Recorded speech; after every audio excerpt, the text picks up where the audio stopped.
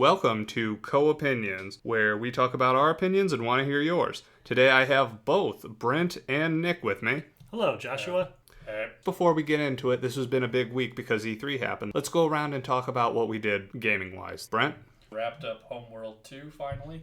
Congratulations. Yes. It was a long endeavor. It was.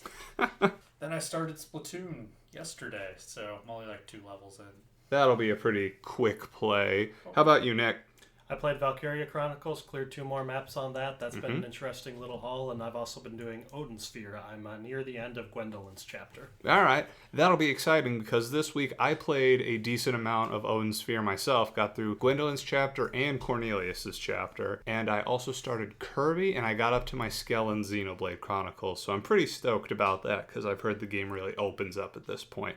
But let's get right into it. E3 was this last week, and the thing that everybody tries to focus on the most during it is the conferences. So let's go down the conferences one at a time. For EA, that was the first one. Was there anything about the EA conference that jumped out to anybody? I don't think you followed it a lot, Nick. I think one thing that jumped out that interested me was they showed some cinematics surrounding Mass Effect Andromeda. Oh, right. We don't have any sort of actual gameplay footage at this point, but one interesting thing that had people aflutter was there's a race of aliens in the Mass Effect universe called the Asari. They're essentially these blue-skinned aliens that have tentacle-shaped things on their heads.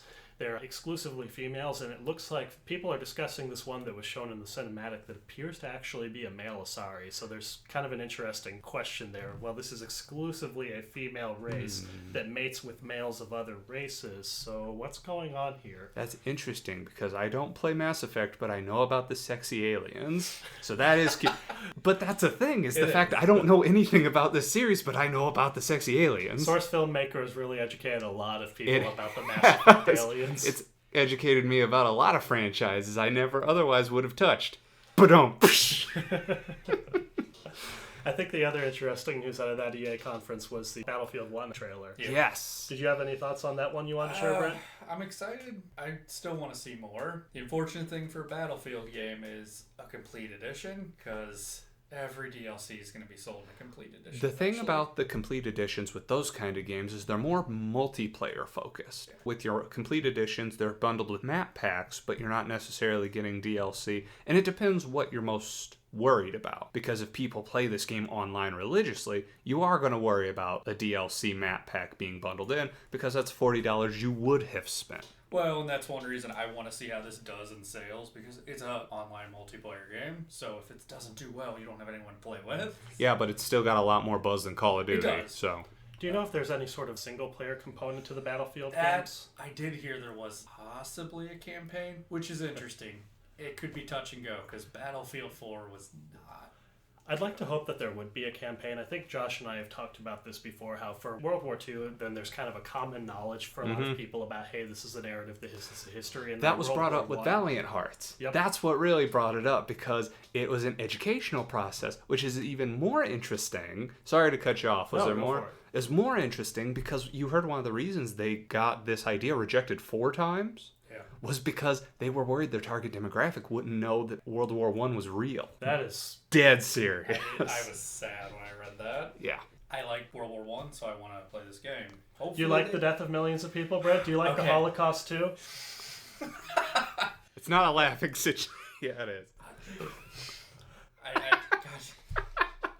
We're just going to move right along there. Nothing. The point there is, though, the point I was going for there is that I think it would be great if you could have something like this as kind of flashy that could introduce World War I and try and just introduce people to why this matters. I mean, if you look at the death tolls, you still had tens of millions of people die in World War I. Just because World War II amped that up to 40 million doesn't mean that the tragedy of World War I is any less significant and less relevant to the world around us. The end of the Ottoman Empire essentially set up the framework for all of the partitioning. All the partitioning of these different nations that we have today. I'm going to stop there because I'm getting some looks from some of my co-hosts. Like, a point to that is Britain lost an entire generation of people, so it's a pretty terrible war. Oh, France as well, yeah. At the tail end of that Battlefield 1 trailer, you see a bunch of people on horseback chasing after a train on a horse, and they're wearing traditional Middle Eastern head garb. What I'm hearing is Lawrence of Arabia campaign. Well, what I said is, are you not excited to go fight some Saudis And he goes, I don't think Saudi Arabia was a thing back then. I actually think that's around the time that the nation kind of was founded, was in that 1910s, 1920s period before the Saudi royal family. And it's very distinct. It was true. I just like being obstinate in case you weren't aware. Was there anything else? Mass Effect Andromeda I'm really excited for, because I really liked the Mass Effect trilogy, so... Okay. But anything else? We just doing excited right now? Well, we're not jumping up to excited just yet, unless there was something specifically about EA you were I was excited going to go for. with salty, but... No, we'll get to your specific salt after we're done running down the conferences, because everybody's got salt one way or another. The next conference was Bethesda, yeah? Yep. And for Bethesda, I thought they killed it on this one. Even if it wasn't stuff I was particularly interested in, they came out the gate swinging with a new Quake. That's not a small thing. I've heard some people who are a little bit concerned about that, this Quake Champions game. Their concern is that it's basically going after the Overwatch and what was the name of the battle? Oh, Battleborn? Yes, I think it was Battleborn. Going after that competitive e-shooter kind of market, and you have a lot of people going, well, that's great, but I really would have preferred just like single-player Quake with good multiplayer, blah, blah, blah, blah, blah. So I think more to come on that. I don't think that we really saw much in the way of gameplay, but that's more of just a concern that I have seen voiced by some parties. Did we see gameplay in that trailer? I can't remember because everybody was just so amazed they were coming out with another Quake. I pointed this out to Brent before the podcast. Did you see the Stealth Wolfenstein announcement in there? I saw that with the C drive kind of showing those date modified things. Right. So it showed Wolfenstein 3D. Below that, it showed The New Order, which was the game that came out a couple years ago. Below that, the DLC, The Old Blood. And then the release date, question mark, for New Colossus, which is an unannounced game I personally anticipate to see more about at QuakeCon. I love the new Wolfenstein game, so I'm excited to hear more about that. Was there anything else? Prey. You're the only one who's played that, Nick. I did. What do you think of that radical reimagining? So I saw this image where it's showing this guy who's pulling his pants down and kind of farting, and there's this little girl who's kind of like this scrunched up face and is kind of shying away from this person who appears to be farting in her face. The girl is labeled Prey fans, and then the farting man is labeled as Bethesda. Oh. I think that's a little bit uncharitable, but so I played the original Prey, and I thought it was a decent game. It came out in 2006, I believe, and it kind of showed our first idea of having a game with portals. Before Portal familiarized that idea of kind of popping through those areas, Prey the shooter was allowing you to go ahead and do that same kind of portal mechanism and have first-person shooter combat situations. It kind of revolved around you're this Native American guy on a reservation, your girlfriend's been kidnapped, and you're going off to go ahead and save her. This appears to have nothing to do at all with Prey, so I'm curious if there's some sort of way that this ties in or what's going on there. I mean, you did have the sci-fi futuristic thing with the aliens for the first Prey, so it's possible there's some relation. My guess this is more of a reboot where it becomes, let's go ahead and slap something somewhat recognizable. I think it's a reboot because they're not even calling it Prey 2. No. Yeah, it's just called Prey. And was the first one FPS? Yep. Yeah, the first one was FPS. And this felt like a horror feel, too. Definitely had a horror vibe to it. But I thought that was an interesting re-announcement because Prey 2, when it was kind of shown years ago at this point, it had some Black Ops dude on the front. This Prey 2 has had an unpleasant development cycle. The original Prey game itself was in development hell for a good 8 or 9 years, just kind of going through the motions. It wasn't as bad as Duke Nukem Forever or as public, but it was essentially, hey, we got this new great game that's going to be coming out.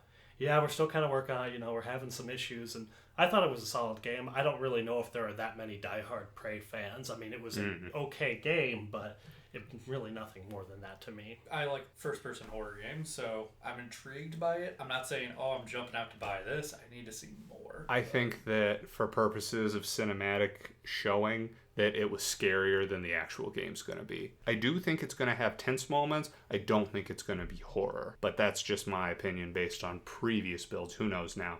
Skyrim, that was a big thing to a lot of people. The remaster of that. Does anybody in here actually care about that? I don't. I did see some people were a little bit upset because they were hoping there was going to be a Elder Scrolls 6 announcement, and you had some people disappointed about that. You heard them talk about that, though, didn't you? They said it's a long way. Yeah, they said it is in development, but they have 2 more Skyrim-sized games before they can get to it. It'd be premature. They don't want to pull a Blizzard and not come out with this game for, 6 years after they announce it? Yeah. Dishonored 2 footage. Oh my lord, Dishonored 2 looks so good. I know that, Nick, you were tepid on the first game. You were really excited up till the end. Then at the end, somehow the bottom fell out for you. I think I just started being ready to move on to the next game. The main frustration I had with Dishonored was I really wanted to play it as kind of a combat style thing. But my interest in it from a story perspective was playing that main character as a hero. I don't think that killing people and heroism are mutually exclusive. They did have a good in-game justification for that, if you ask me. Because of the rats and... Right, because the more death and destruction you caused, the more prevalent the plague became and the worse the world was. I was very proud at the end, though, to have the no-kill trophy. It kind of pushed me to go ahead and change up my gaming style and do things in a way that I wouldn't normally do them. So I do give it kudos for that from a design perspective. I'd call it a 9 of 10 in my court. That was my 2012 unexpected game of the year, because when they announced it at E3, it looked interesting, but nothing that particularly jumped out at me. By Black Friday, it had been marked down to $20, so I figured, why not pick it up? It's getting 9s out of 10s. Might as well give it a shot. Loved it so much that I showed it to everybody. I showed it to you, Nick. I showed it to you, Brent. It was fantastic. I can't wait for this new game to come out. You can play as the Empress Emily or Corvo from the first game. I'm a little curious how that's going to pan out narrative-wise, but we'll see. Are you going to try and tell the outsider to go to hell and then just play through the game without having any special powers? I think the first time through I'm going to play as Emily and I'm going to use powers. And I think if I give it a second shot, and we know how rare that is nowadays, what with the limited time, I would try to play either as Emily and tell him to go to hell, or I'd be more curious about playing as Corvo and telling him to go to hell, because I think that's a great option. What Nick's bringing up is the fact that you actually have the power to reject the guy who gives you all your crazy powers at the beginning of the game. That's a ballsy move. I feel like there was one more Bethesda thing. There was the VR stuff for Doom and Fallout 4 in VR. Doom and Fallout 4, and it was surprising to me they announced Fallout Shelter for PC. I wasn't expecting that. Can't say it blew my mind, but it was interesting nonetheless. They had another Fallout. They announced DLC. They also announced there was a Pip-Boy thing coming out. You make a vault. Yeah, there we go. That's DLC that's coming out. Which I'm going to say, I haven't played Fallout 4, so I don't want to speak to it definitively. It's kind of bogus that these DLCs, I think 3 out of 4 of them at this point have been building stuff. Are people that stoked about it? I've heard mixed things. I never got into Minecraft. I don't even care about Dragon Quest builders. You're asking the wrong guy. Yeah. Depends on what the build is. Yeah, so maybe not for us, though. I need to play Fallout. So. Yeah, valid point. The next conference was Microsoft. Microsoft was first. Was there anything that particularly excited you, Brent? I know you didn't watch it, Nick, because you have never owned a Microsoft console. Nope. The only 2 games that spoke out to me that I'm interested in, Halo Wars 2. Did you ever play the first one? No, I demoed it, though. I did enjoy it, but... Not enough to buy it. I never got around to buying half the games for my 360 that I thought about. So. All right. What was your other game? Dead Rising 2, but I'm sure that's your... Dead Rising 4. 4. Yeah, Dead Rising 4. That was... to count. Yeah. 1, 2, 3, 2, 4. To be fair, they did 1, 2, 3 off the record. No, you still got 2 it wrong. It was 1, Case 0, 2, Case West, off the record, 3, and that's if we don't include the port of 1 to Wii, which was Chop Till You Drop. We got a super fan here. It's a fun franchise. It's goofy. One of those games that's a solid turn your mind off kind of game, because in the third one, which if you recall, I beat it a few weeks ago, you can put weapons together that allow you to wear a dragon mask, breathe fire, and fly around on a expandable umbrella. It's not a game that takes itself seriously, so it's exciting to see them bringing back the original protagonist, just as goofy as he's ever been.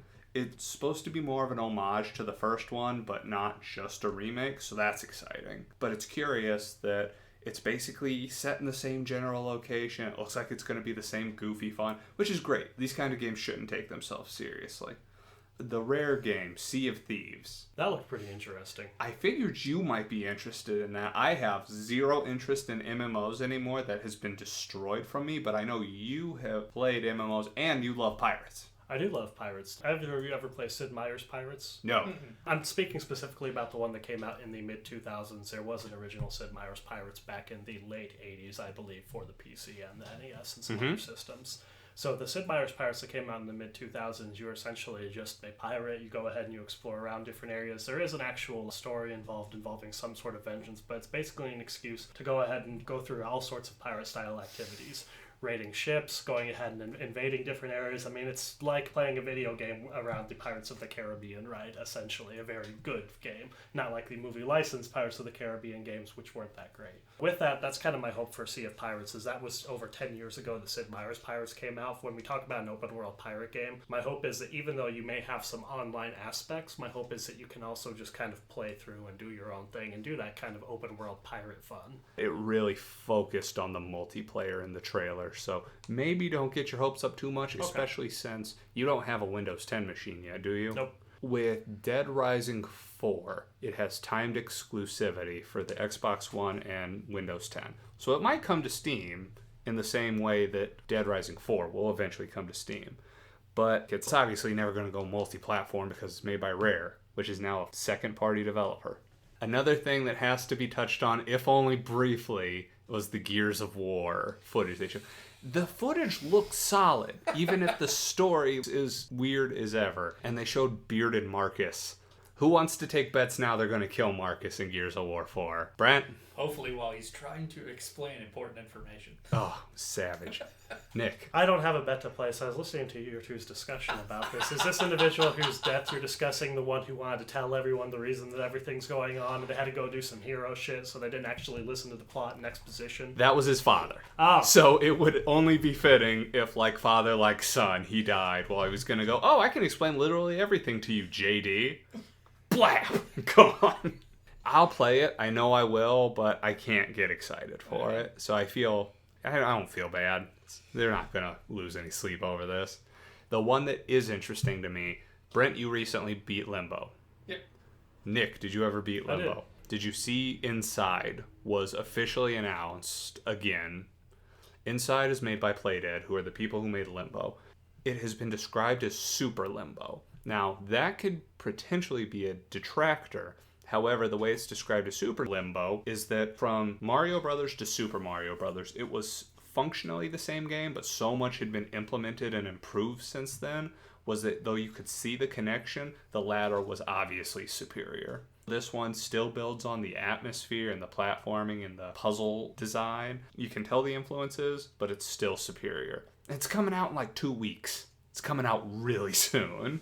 That's something to potentially look forward to, especially since Limbo eventually came to PlayStation consoles. It started out Xbox exclusive. Not only did it come to PlayStation consoles, it came free to PlayStation consoles. So maybe one day you'll get it for free if you don't want to buy it now. My crippling depression makes me want colorful children's games more so than games about a young child's death and suicide. Well, this one is colorful. It's not uplifting, but there's more color. And in Limbo, I don't think that kid killed himself. I think he fell off his treehouse and died. Personally. It's an accident. It's not better, but brought it Also down came to there. Steam too. You forgot about that. Steam? What? Limbo. Oh yeah, Limbo came to a lot of things after it lost the Xbox exclusivity, but it started out as 360 exclusive. Are we good on the Microsoft cons? Mm-hmm. Yeah, there wasn't an overwhelming amount. I thought they played it safe.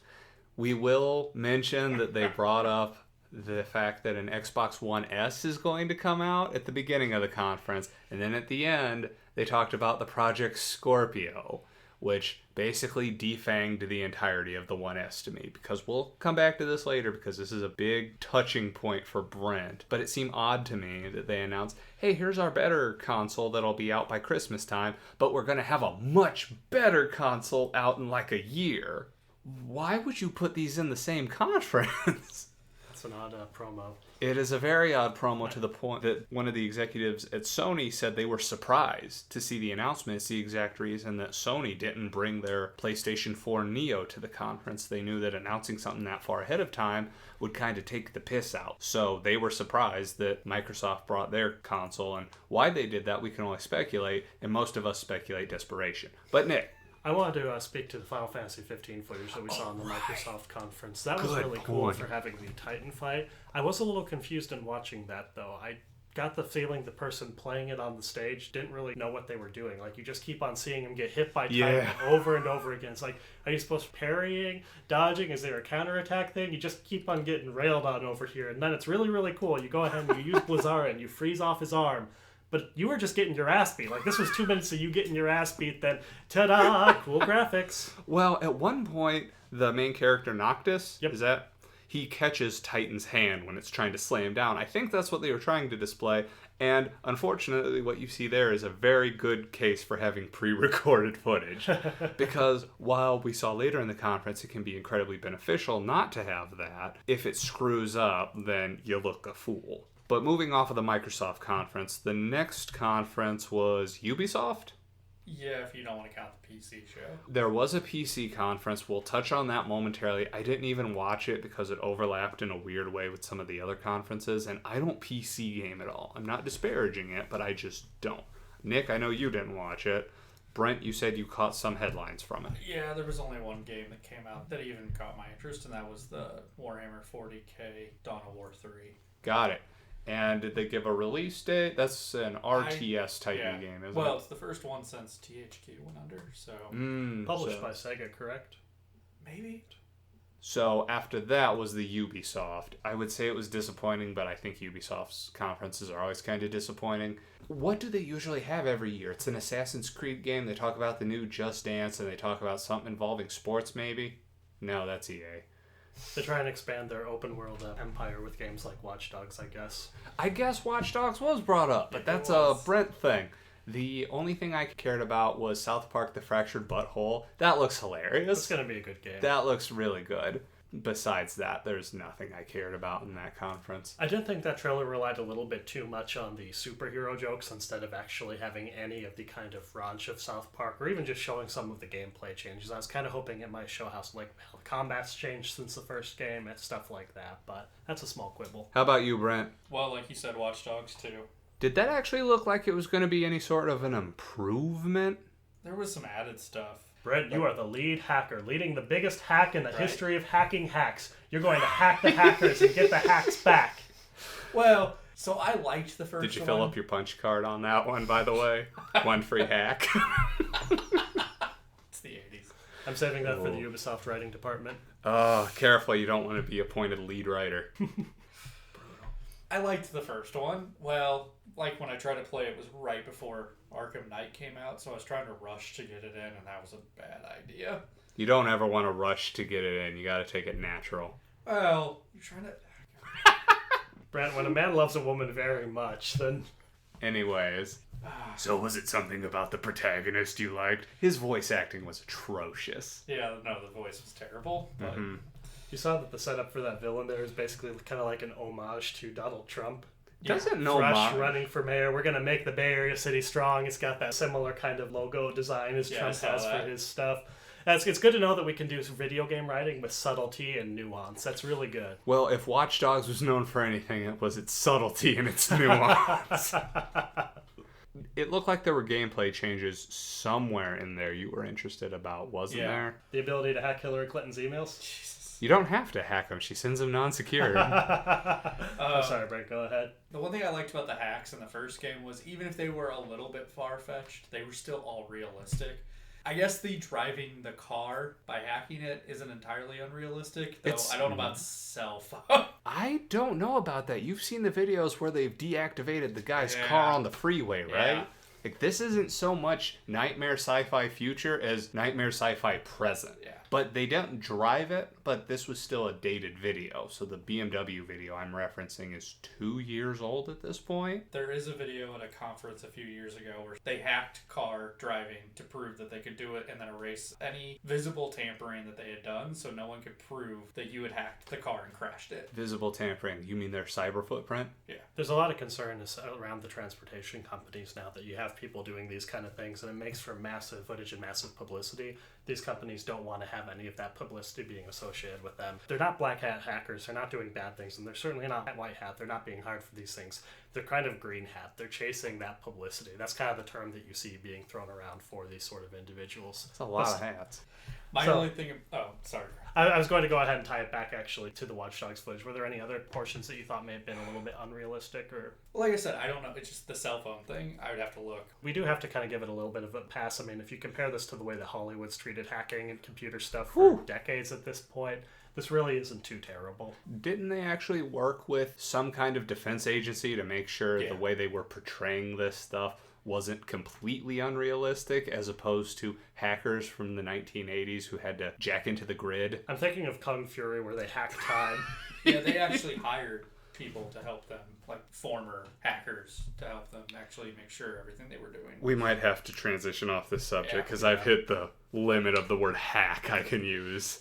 Kind of want to kill myself. Let's move on. Awesome. Sony. On to Sony. Nick, you didn't watch this conference either, did you? I watched a decent bit of the Sony one, actually. Fantastic. Just going into it, I felt that the Sony conference was the strongest, but I had a bit of a bias on that one. They came out the gate swinging for me by showing the Norse God of War, which I've been wanting this for how long at this point? Since God of War 2? More or less. How many times do we talk about where God of War could go? Either you or Nick, Brent. A lot. So it happened a lot. And what made me happy was after they gave the conference, they said one of the other places they'd been considering, did you see this? Egypt, which was one of the other ones. I remember watching with that God of War Master Collection that had all the God of War games, and they had, is it David Jaffe was the name of the original director for God of War? David Scott Jaffe, I believe. He spoke about how his original conception of it did essentially touch on that, of wanting to go ahead and kind of give Easter eggs, suggesting, the next game might go to Norse mythology, to Egyptian mythology, Indian mythology, Judeo-Aramaic mythology, which that would have been pretty interesting. Yeah. So with that, it's kind of interesting that it took about 10 years to go ahead and kind of beat the Greek mythology to death. So we got 10 years of Norse plan, we got 10 years of Egyptian plan. This was going to be a lifelong franchise of killing gods. You know, if they go to Aztec, Mayan, or Indian next, I'm not sure that I'd have a problem with it. That being said, they had 7 games out for God of War. There was 1, 2, 3, 2 PSP ones, there was Ascension, and there was a cell phone one you can nebulously count. Okay. So I'll say 6, just because that cell phone one is trivia at best. Did Kratos ever have humanity in the early games?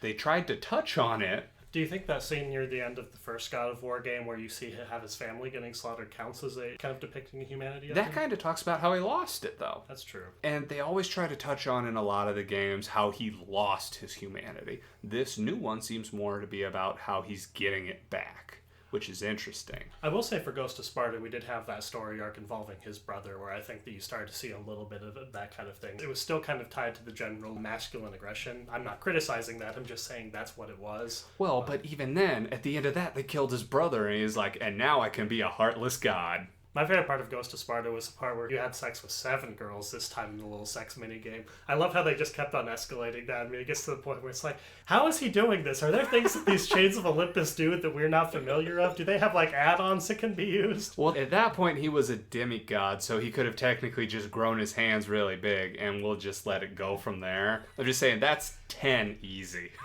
So when a God of War loves a bunch of Greek prostitutes very much, then... Then you get, Hercules, don't you? there was a Destructoid article I read yesterday Mm-hmm. where I guess whoever the main writer is for God of War, he was working on a game for Lucas Arts at the time, and he was invited to Skywalker Ranch and reading a script to the now defunct live-action Star Wars series from back in 2006 that Lucas was working on. And I guess some of the idea involving Kratos came from that. You would have to go look it up. I read that. Something about the way they portrayed the Emperor in the show.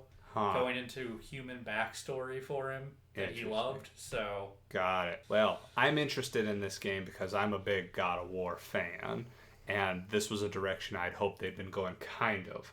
It was interesting to see that it's not so much just action now. I'm curious if it's going to be survival. There was one line in particular that let me know I'll be buying this game when it comes out. The son is hunting with Kratos, because Kratos has a son apparently, and he shoots at a deer and he doesn't kill it. And he goes, "Father, I'm sorry." And Kratos goes, "Don't be sorry, be better." Yes! Oh, Kratos. Making Josh nostalgic for his own childhood. Yes, exactly. Except they just left me in the forest, kind of like that Japanese couple a couple weeks ago.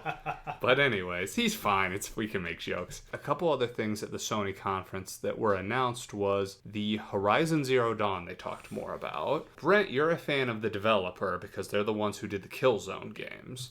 And Kraus, what were your thoughts on it? I'm interested in seeing how it goes. I like the idea of having those different sort of elemental style attacks of ranged and melee combat, and then having those targeted pieces for each of those different mechanical monsters. Two small concerns I do kind of have is one is just, is this going to be a good story, a ho-hum story, or a bad story? You don't really know, I guess, from what we've kind of seen so far. It's just showing us this cool creative setting. Mm-hmm. The other thing is that I wasn't really happy with how much the protagonist was kind of talking and narrating their thought process. I think that may have just been a side effect of that footage to go ahead and explain what's going on to the audience so they know exactly, hey, this is kind of a way to go ahead and narrate how we've designed this game without having someone talk over this footage. It's a way to do that organically in the trailer, but if that's the actual way that the game itself goes with just that kind of stream of consciousness, that might get a little tiresome. But I'm cautiously excited for it. I am cautiously optimistic because I am super interested in the setting and the gameplay. I am worried about the plot myself because I played Enslaved Odyssey to the West. And this just seems like it might be a darker version of that. Because it's the dark robo future and it has been taken over and everything's kind of reverted. This seems a lot like Enslaved Odyssey to the West, except darker. That's one thing I liked about Enslaved was it was very colorful. It had a very lush into the world. This one, everything seems to be gray, overcast. There's a lot of green fields, but it's always cloudy. Did you notice that? There's a detail I noticed, that it was never really bright. Brent, what were your thoughts on it? Because I know that you mentioned you were pretty stoked for it as well. I'm interested in it, yeah. I'm hoping the story's good. Let's move on and talk about how much Josh loved The Last Guardian. Oh, I saw an interesting point get brought up in regards to that. So we're talking about The Last Guardian, which officially got a release date. This is a huge deal. It's a huge deal because the game was announced the same year the original BioShock game was announced. Yeah, that is dangerously significant because apparently the story hasn't really changed since then. So this is a story that had resonant themes and will still have resonant themes, but is a story that was more relevant. I'm worried, let me finish the whole sentiment before you guys come down hard on this. I'm worried it's going to be a Duke Nukem Forever, where if the game came out when it was supposed to, it would have been held in much higher regards. Because had Duke Nukem Forever come out, 15 years ago, people would have been so much less hard on it because it wouldn't have had all the things they didn't know it should have. You said that it was the story that's mostly the same for The Last Guardian, not the gameplay itself? Gameplay's the same too. Okay. I think for that sort of, is platform action puzzler a fair, I guess, way to kind of describe the ISO and Shadow Clone? Okay. I think that that's a little bit more of timeless of a thing than the first-person shooter stuff, where with first-person shooters, it's almost commoditized to where there's a new one every game, and hey, here's this new little tweak that we've made. And the other point I'd make there is from a story perspective, the story of that young boy bonding with that animal companion is more timeless than Duke Nukem really kind of relies on on embracing a certain type of parodied masculinity. He was a parody from the get-go. I love it. But when we talk about things being poorly received, the gaming climate has had a lot more distaste for that type of hyper-masculinity that Duke is parodying versus something like this, which is a lot more innocuous and less controversial. I'm just worried the mechanics are going to feel dated is my biggest concern, because even when you play, for example, an old 3D platformer, I personally do not enjoy playing a lot of old 3D platformers. They didn't know how to do the camera. They didn't always know how to do collision detection. They didn't know what was an acceptably large width for a platform over a large chasm because they thought, this is what the medium allows us to do. We're going to try it. They didn't know how to do it. So I'm worried that this is going to not reflect the advancements that have been made in mechanics since then. It could be amazing. I want it to be amazing. I am cautiously optimistic because it's been 8 years, longer. It's been a while.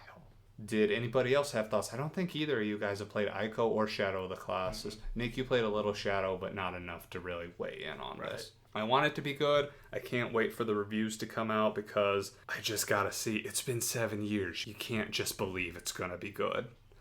Another thing that they announced that I thought was interesting, they finally confirmed it. Crash Bandicoot remasters. Oh. Nick, you have an opinion. Brent, you look like you have a more positive opinion.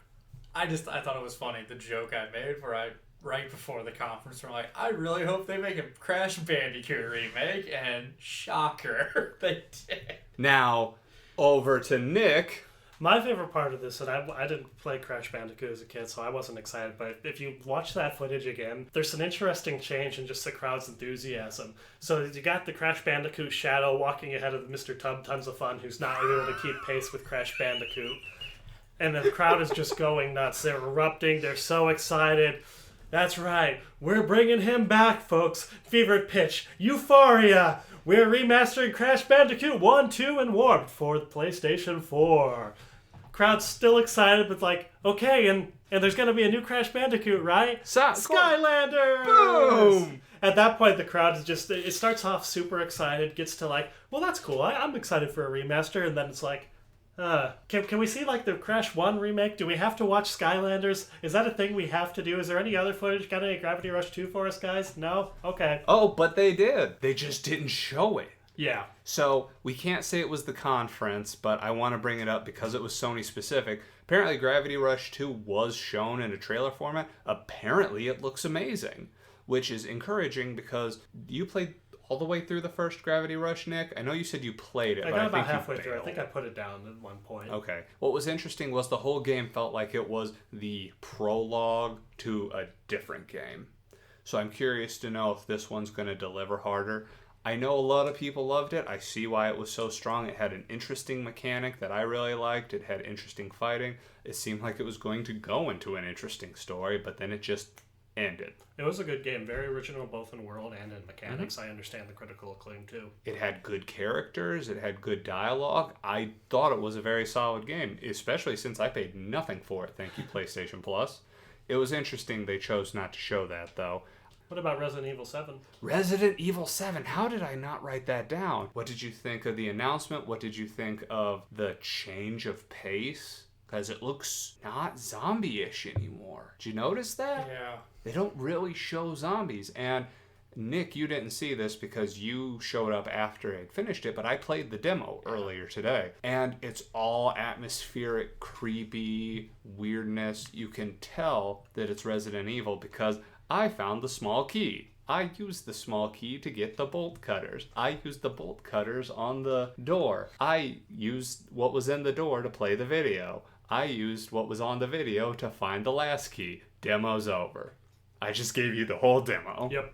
I'm curious if it's just going to be a spiritual sequel and not an actual sequel. Then they shouldn't have named it 7. True.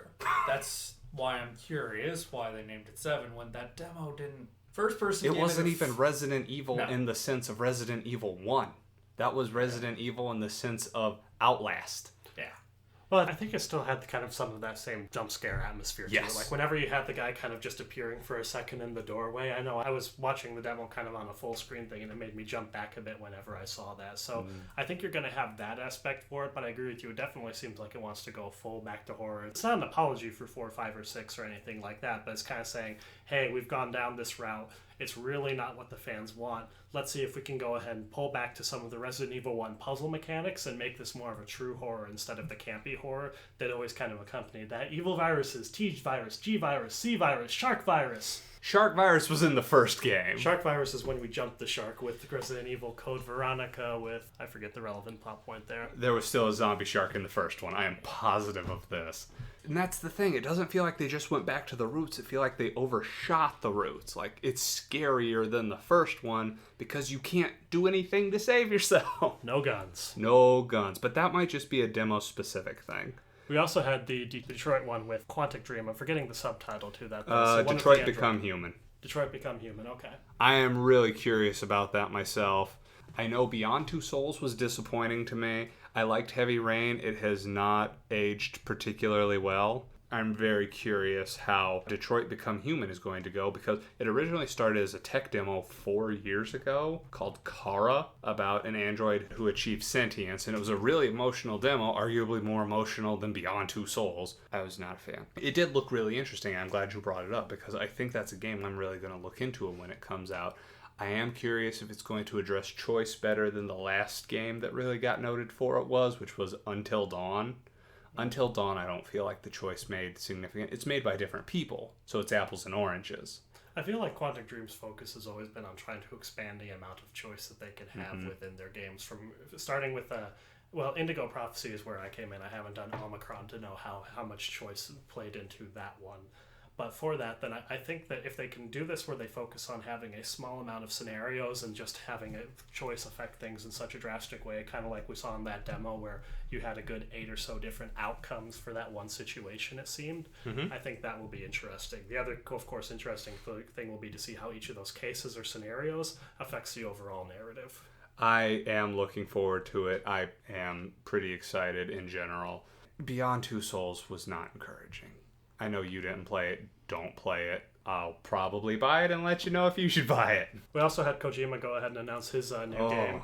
I know people are excited, but I'm going to be that guy. Why? Yeah, why? We saw a cinematic with this weird art house kind of vibe to it. We didn't actually see anything about it that would suggest what the narrative is other than a heavy-handed environmental story, and we didn't have anything about genre, gameplay, anything like that. Literally nothing about this game, but everybody saw Norman Reedus pick up a naked baby and get covered in oil for some reason, and boom, Death Stranding. What's to be excited about here?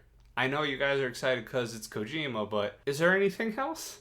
I don't think there's any reason anyone should be excited at this point. Unless the art house style of it kind of appealed to you, which, okay, that's fine, that's a fair thing, then you don't have anything as far as a game goes to really judge it by. You have no idea what the narrative may be like. You have no idea if it's what sort of story it's really going to tell, other than, yes, a dark one like any other Kojima story, minus the ones with dancing robots. Yeah. So, I don't know. Everybody was so stoked about it, and I can't care. The crowd's doing Ocelot finger guns, and Josh is just sitting there going, I'm just confused. They played us like a damn fiddle! Well, we also had Days Gone footage. I was not a fan of that. Yeah, I didn't care at all. I cared when I thought it was The Last of Us 2. I did. I really did think it was The Last of Us 2. And I got World War Z, the video game. Boo. Boo. From a gameplay mechanic perspective, I'm curious if they can actually design interesting scenarios around that kind of flood mechanic. But from a narrative perspective, I agree. That didn't really show me any reason to be excited. It's this generic kind of biker guy who's sad that he doesn't have his girlfriend with him anymore. There's some guy who is possibly his brother who went ahead and died in that little intro segment.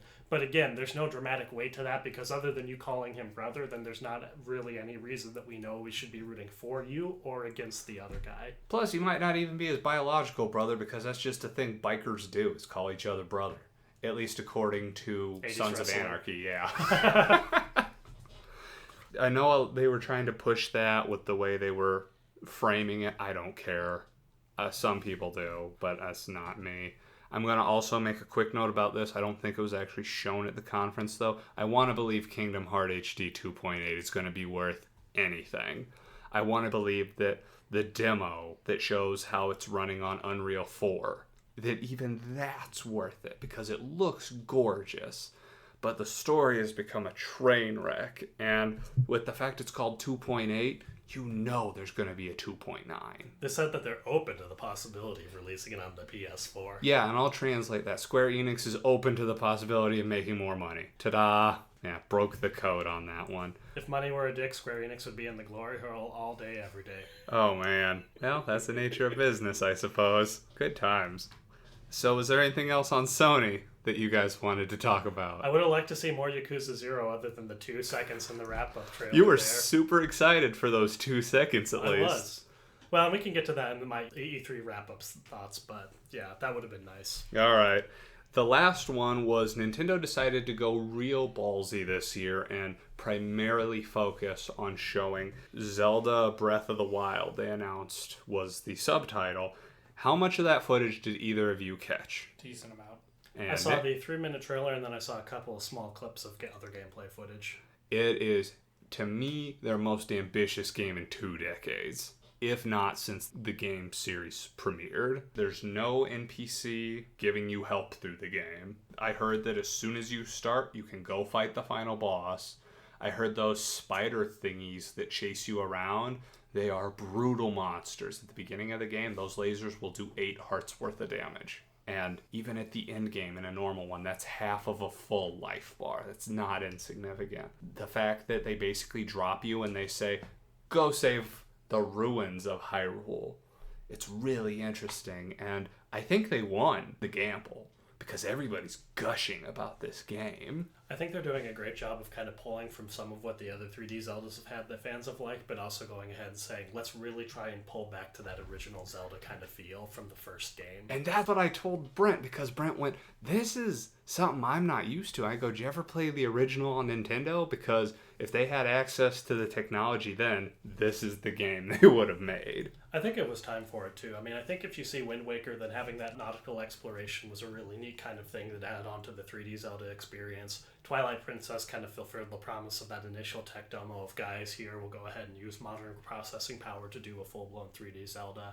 And then with Skyward Sword was a good game, but I don't feel like the Motion Plus arguments really made the argument for sticking with that formula that they've been following for so long. It was time for a switch up. Yeah, they were ready to do something that wasn't the 3D over the shoulder. I was ready for it to be a little different. And yes, it's still 3D over the shoulder, sure, but they're not going to go back to 2D. They changed up let's be honest, it was linear, man.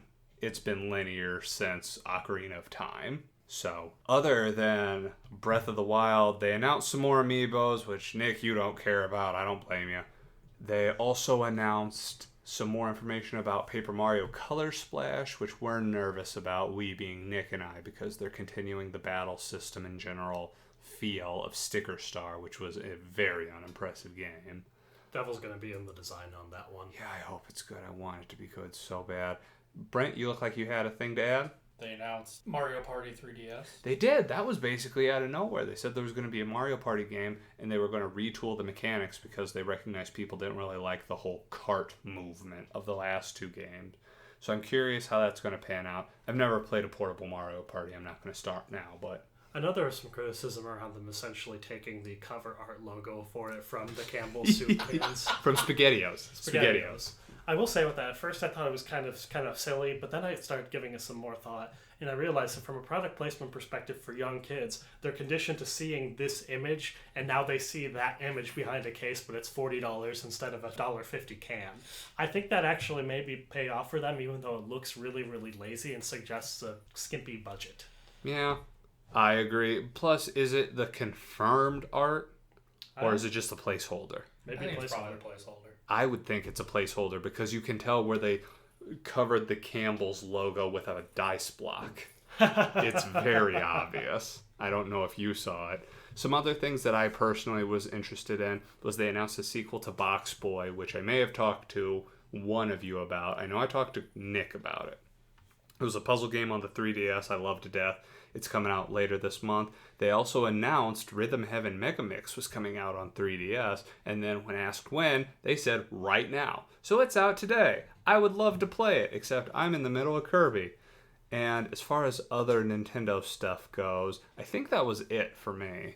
What was the Pokemon thing that they were showing off? Oh, was that Sun and Moon or Go? Because they showed both of them. They announced that the Go accessory was going to be available relatively soon for $35, and they showed how the functionality is going to work. I think people are super stoked for it. So, good on Nintendo for that. But I think that wraps up all the conferences, yeah? Mm-hmm. So, Nick, what were your thoughts on E3?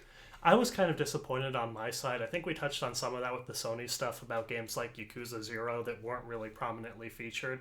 I think for what was really kind of shown off for this, it was kind of targeting more of that core American gamer demographic, which I'm not hating on. It's just a lot of these games aren't my bag. The Battlefield 1 stuff looking kind of interesting on a periphery, but not really pulling me that much. My general, Thor Days Gone, things like that. For Yakuza 0, that interested me. The little bit of Persona 5 footage I saw, that was interesting to me, where they're bringing back some mechanics from Persona 1 and Persona 2. I think that the biggest struggle I had with this E3 is with last year's E3, then there were announcements for stuff that I really enjoyed, and that was really great. This was essentially showing more footage of those games that were previously announced. I think that's something when I talk about my enjoyment of it, what really my focus should be on is how many awesome games are coming out this year that I'm excited to play, more so than just Oh, well, there weren't any new titles that I was excited for. It's the difference between announcements and promos in E3. For me, this was a very promo-heavy E3. It wasn't a very announcement-heavy E3. And I think some of that is because titles that I enjoy are also being featured in things like the Nintendo Directs and all these other different ways that developers have of interacting with their fans. And that kind of goes back to something we were making in a podcast several weeks ago at this point about the relevance of game conferences moving forward. Absolutely. So I think this conference, to you, highlights that extensively. You got anything else? No, I don't think so. Okay.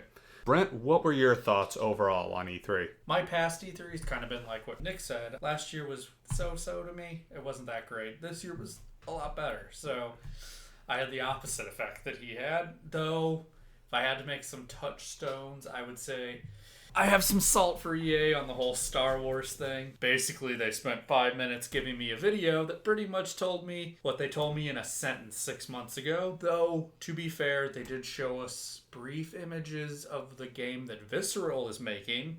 So you could take some clues on what it was. So I'm happy about that because I really want to see a Star Wars game by them. And they briefly showed us the game being made by not BioWare, not Visceral. The people who made Titanfall, which the company escapes my mind right now. Yeah, we totally glossed over the fact that they showed Titanfall 2 stuff. Which did look good, and I'm interested. I heard it's got a stronger campaign. And then my only one thing for Microsoft was Project Scorpio thing with just terrible business decision announcing it right after you say, we got a new console coming out at Christmas. Yeah, we got a new version of a console coming out, so care about that one, but don't care too much because we have another much better one coming out. And they really did a poor job of explaining why you would care about Scorpio, when apparently the one that's coming out before Christmas will do a bunch of 4K stuff too, so I'm not sure what the big deal is. Yeah, they haven't made it good.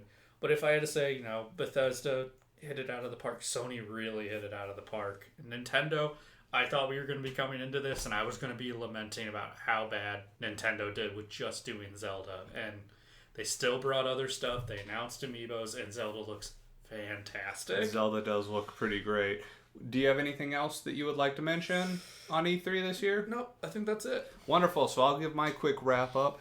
Throughout the entirety of it, I was giving my 2 cents on it, but one thing that I forgot to bring up was the fact that the Flow Flower Journey guys brought their game Abzu to the conference, and it's basically an underwater exploration game, which it looks like the same level of relaxing. Everything about it looks really interesting to me. And I'm just going to go ahead and run down the list I have of everything I saw that I'm interested in, just so you can get an idea of what my thoughts were of E3. I'm looking forward to Abzu. I'm looking forward to Dishonored 2. Fallout Shelter on PC looks interesting. Prey re-announcement was something I was curious about. Resident Evil 7 Biohazard I did have on there. Stardew Valley, the indie darling that's like Harvest Moon that was on PC, is finally coming to consoles. Shantae and the Half Genie Hero looks amazing, which is something I'm really interested in after I got that Shantae game in the Humble Bundle. Dead Rising 4 looks really impressive. Gears of War 4 I'm technically interested in. Inside looked really good. Box Boy, the 3DS platformer, I'm very interested in. Legend of Zelda Breath of the Wild looks amazing. Paper Mario Color Splash I hope I'm going to be excited in. Crazy stoked to play Rhythm Heaven Mega Mix that is already out. Want to see how those Crash Bandicoot remasters are going to pan out. God of War I am stoked on. Gravity Rush 2 I am curious about. Horizon Zero Dawn looks very intriguing. Last Guardian I want to believe will be good. Same with Kingdom Hearts HD 2.8 I want to believe. They also showed the Telltale Games Batman, which I so much want it to be good. So much. It's Telltale and Batman, I'm hoping. I did hear there was some salt about Batman not being voiced by Kevin Conroy. But yeah, well, you guys need to let it go. And also they announced Telltale Games The Walking Dead Season 3. Real curious with how that's going to go. 2 playable protagonists. Yeah, that doesn't bode well for Sweet Clementine. Yeah. This E3, I was pretty positive about it. I'm excited to see all the stuff that's going to come out. I think it was a good E3, personally. I know some people, there was a lot of general discontent. I know Nick over there, he said what he was. And Brent, you were kind of in the middle between the two. So I think that it was definitely an E3 worth talking about. But anyways, that's all our time for today. Nick, thank you for coming on. Thank you, Josh. Brent, thank you for coming on. Yep. Don't forget to weigh in on the socials, and we will catch you next time on Co-Opinions.